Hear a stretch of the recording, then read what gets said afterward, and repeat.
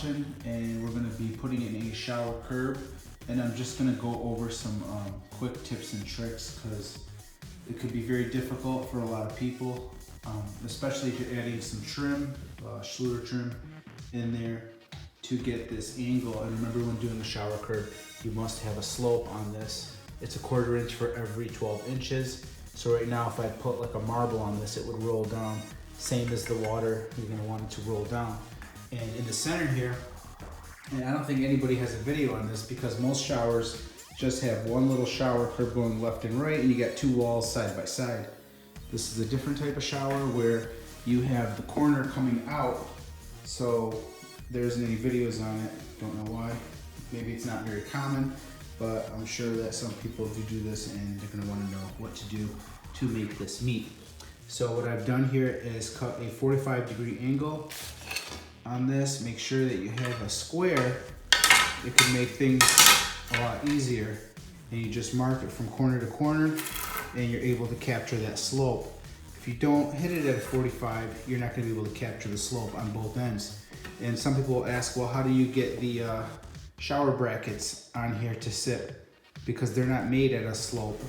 What I'm gonna do is, when I go to put my shower bracket, because what I'm doing is putting in a glass door here, I'm going to shave it down. It's fairly thick, the mounts that I have. They sit like that, and what I'm gonna do, I think I got about 1 inch of metal on them. I'm gonna shave them down so that when I go to put them on here, it will be bent this way, just a hair, not as much as I'm doing, but to keep the shower door, glass door, straight up and down. Hopefully that makes sense to you guys. They do make ceramic bits that are gonna drill into here so you can get in there. I think they're called diamond tip drill bits. You could actually get them on eBay or the internet very cheap. Hardware stores like Home Depot like to charge about 30 bucks a piece. Okay, make sure when doing a shower curb that all your lines will match up, meaning that this line here will match this line. It just looks a lot more nicer going in like that. Okay, also don't forget to overlap. The reason that this is not in here, because when these tiles come down, you're gonna wanna overlap the tile on the curb. So when in the shower the water hits it, it drains downward. Now, if you were to finish this wall off and put this in here, and if you have water sitting right here, it's more likely to be able to go into the grout line.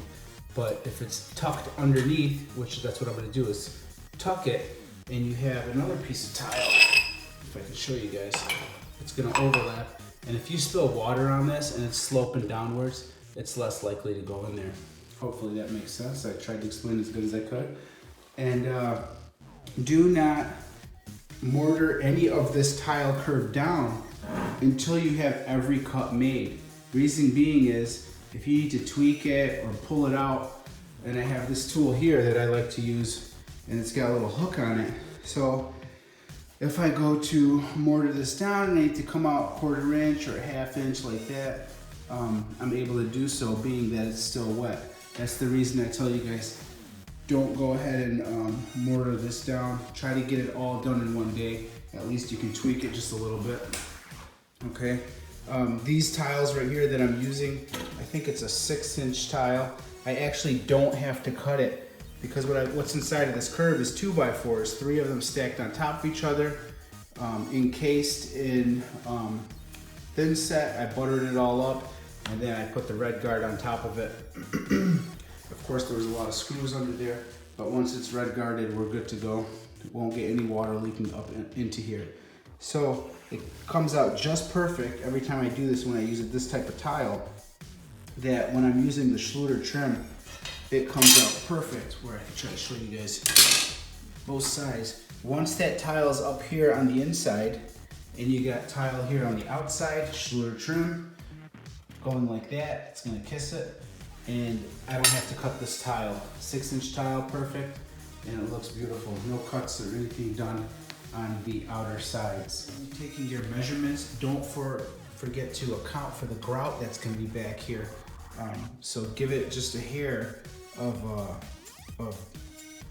going left and right or whatever, unless you're gonna really water down the mortar to get it to really press in there. don't forget to account for the thickness of the grout. Also, make sure that you lift this up with some type of, what I'm using here, spacers. Sorry, I couldn't get the name there.